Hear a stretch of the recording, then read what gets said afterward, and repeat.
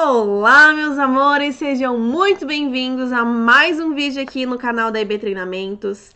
Para quem não me conhece ainda, eu sou a professora Iris Caroline e hoje eu vim tratar de um assunto que traz muita dúvida para quem é profissional de departamento pessoal, que é aquela questão da tolerância no registro ali da jornada diária, das variações dos pontos, aqueles 5 minutinhos a mais ou a menos, aqueles 10 minutinhos totais diários. Então vamos abordar um pouquinho sobre isso. Mas antes da gente começar esse nosso conteúdo, eu quero convidar você a se inscrever no nosso canal se você não é inscrito ainda, ativar o sininho para não perder nada, porque todo dia entra vídeo novo aqui no canal da IB Treinamentos, e também compartilhar esse conteúdo com quem você sabe que precisa saber sobre isso, que precisa dessas informações. Além disso, deixe o seu joinha, porque quanto mais like um vídeo tiver, mais o YouTube distribui e considera relevante. Então vamos lá, sem mais detalhes aqui, vamos começar falando sobre a nossa querida tolerância aí para o registro da jornada diária, aquelas variaçõezinhas do ponto. O que a gente tem lá no artigo 58 da CLT? Ele traz que a duração normal de trabalho para os empregados em qualquer atividade privada não pode ser superior a 8 horas diárias, desde que não seja fixado expressamente um outro limite. E ali no primeiro parágrafo, a gente tem que não serão descontadas e nem computadas como jornada extraordinária as variações de horário no registro de ponto não excedentes a 5 minutos, observado o limite máximo de 10 minutos diários. Então, isso aqui causa muita confusão na cabeça das pessoas, causa muita dúvida. O que é esse excedente de 5 minutos? O que é esse limite máximo de 10 minutos diários? E isso daqui a gente vai conversar e eu vou trazer alguns exemplos para ficar mais claro para vocês. Então, no batimento de cada ponto, não pode exceder a 5 minutos. O que não exceder a 5 minutos não vai ser computado. Mas tem que observar também o limite total. A soma total diária não pode ultrapassar 10 minutos. E a gente tem também uma súmula do TST, a súmula 366, que ela traz mais ou menos a mesma redação. Ela determina que não serão descontadas e nem computadas como jornada extraordinária essas variaçõezinhas ali do ponto não excedentes a 5 minutos, observado aquele limite máximo que a gente já conversou, de 10 minutos diários. E se ultrapassar desse limite, será considerado como extra a totalidade do tempo que exceder a jornada normal, pois ela está considerando o tempo à disposição do empregador. E o final aqui da súmula eu deixei riscadinho porque ele traz, não importando as atividades desenvolvidas pelo empregado ao longo do tempo residual, troca de uniforme, lanche, higiene pessoal. E por que eu risquei essa parte? Porque com a reforma trabalhista lá em 2017, a gente teve uma alteração nesse entendimento e o artigo 4º, ele passou a determinar para a gente que esse período em que o empregado escolhe estar nas dependências da empresa para fazer as suas atividades particulares, para fazer ali uma troca de uniforme quando não é exigência por parte do empregador que a troca seja feita no estabelecimento, tá fazendo um lanche, tá esperando passar uma chuva, tá estudando porque tem uma prova depois, enfim, tá exercendo qualquer atividade particular nas dependências da empresa após ali o seu expediente, esse período não é mais considerado como tempo à disposição do empregador, porque ele tá ali por opção e tá fazendo as atividades dele. Então, por isso que eu risquei essa parte ali da nossa súmula. E a gente ainda tem, com relação a essas variações de ponto, o IRR, que são os incidentes de recursos repetitivos, número 14. E o que ele determina para a gente? Ele traz que a redução eventual e ínfima do intervalo intrajornada, o intervalo intrajornada é aquele para alimentação e repouso, é aquele da metade da jornada, assim considerada aquela de até 5 minutos no total, somados ao do início e término do intervalo, decorrente de pequenas variações de sua marcação nos controles de ponto, não atrai a incidência do artigo 71 no seu parágrafo 4º da CLT. A extrapolação desse limite acarreta as consequências jurídicas previstas na lei e na jurisprudência. E o que diz esse artigo 71? Ele traz que a não concessão ou a concessão parcial desse intervalo intrajornada acarreta numa indenização para o empregado com acréscimo de 50% sobre o valor da sua hora normal, o valor do seu salário hora normal. E aqui tem muita gente que confunde essa indenização com hora extra. Gente, se for feita ali uma supressão total ou parcial do intervalo intrajornada, esse período não é pago como hora extra, até porque a hora extra é uma verba de natureza salarial e ela tem reflexo sobre o descanso semanal remunerado. Aqui está dizendo bem claramente que é um pagamento de natureza indenizatória. E a hora extra não é indenizatória, ela é salarial. A hora extra tem todas as incidências, INSS, FGTS, imposto de renda. Aqui não. Aqui é uma verba de natureza indenizatória, onde vai ser pago com um acréscimo de 50%. Muita gente confunde por causa do acréscimo de 50%, mas é uma verba diferente, é uma verba separada.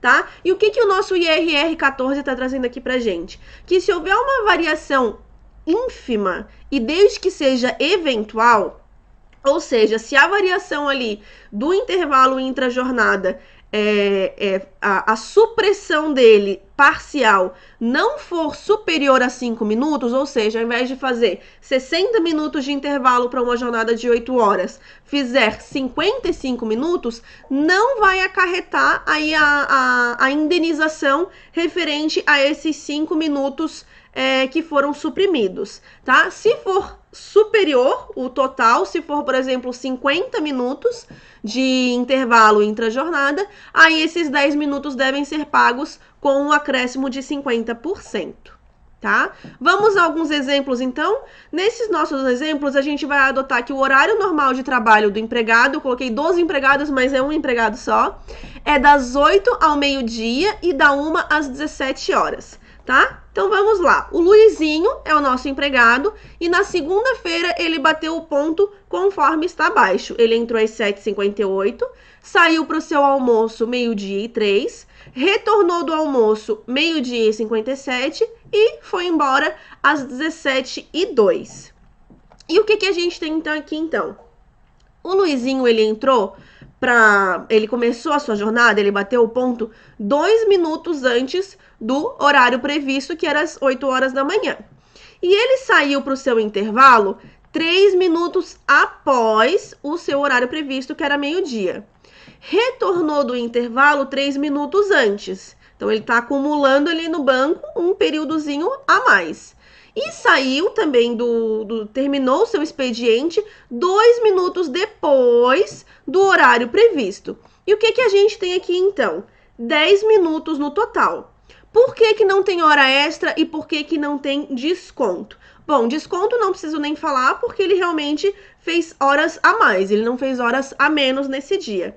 Mas vejam que em cada intervalo não ultrapassou 5 minutos e no somatório total desse dia, o total que ele fez não ultrapassou 10 minutos. Então, ele ficou dentro daquele período, daquela variação de 5 minutos de cada batida e dos 10 minutos diário. Ele está dentro do limite. Então, aqui não cabe hora extra para ele, porque ele está dentro desse intervalo aí, dessa tolerância de 10 minutos. Mas cabe uma indenização aqui para ele, sim. Sobre o quê? Sobre o período de intrajornada. Ele ficou 3 minutos a mais e voltou 3 minutos a menos. Ou seja, ele teve 6 minutos a menos de intervalo. E isso ficou maior do que aquela tolerância que a gente viu do IRR 14, que era de até 5 minutos. Então, aqui cabe uma indenização de 50%, né, nos termos do artigo 71, parágrafo 4º da CLT. E também pode caber aqui, gente, uma multa, né, uma penalidade, porque o empregado não está cumprindo ali com o seu período intrajornada total, com o seu intervalo intrajornada, que a gente sabe que para casos de jornada de 8 horas é de no mínimo 1 hora, 60 minutos. E na terça-feira, como que foi o ponto do Luizinho, então? Ele chegou 5 minutos mais cedo, foi almoçar 4 minutos depois, voltou 2 minutos depois do seu intervalo e foi embora 5 minutos mais tarde do seu horário. Então, ele tem 5 minutos a mais de trabalho no início, começou 5 minutos mais cedo, ficou mais tempo do seu horário em 4 minutos, ficou mais tempo do seu intervalo em 2 minutos, então menos 2 minutos ali, e foi embora 5 minutos mais tarde no final do dia. E o que a gente tem aqui então? Em cada intervalo foi respeitada a variação de no máximo 5 minutos.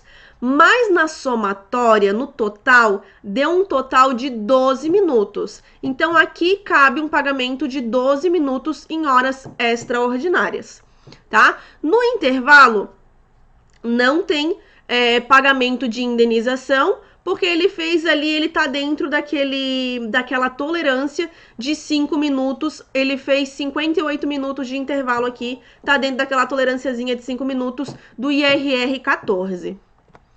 E na quarta-feira, como é que ficou o ponto do Luizinho, então? Ele chegou 9 minutos mais tarde, saiu no seu horário do almoço previsto meio-dia, voltou no seu horário previsto às 13 horas e foi embora no seu horário normal das 17 horas. Então, vejam que aqui ele tem 9 minutos de atraso e depois não tem mais nada, né? Nos intervalos ali, no meio-dia, no retorno e nas 17 horas, ok, tá dentro dos 5 minutos. Mas na primeira batida, superou o intervalo ali, a tolerância de 5 minutos por batida. Por mais que não tenha ultrapassado os 10 minutos diários, aquela batida ultrapassou a tolerância de 5 minutos. Então, aqui vai ter um desconto de 9 minutos para esse empregado. E na quinta-feira, como é que foi o ponto do Luizinho?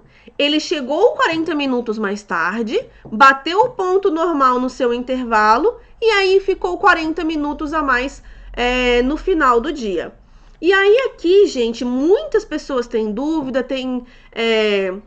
se perguntam se pode ser feita essa compensação ou não.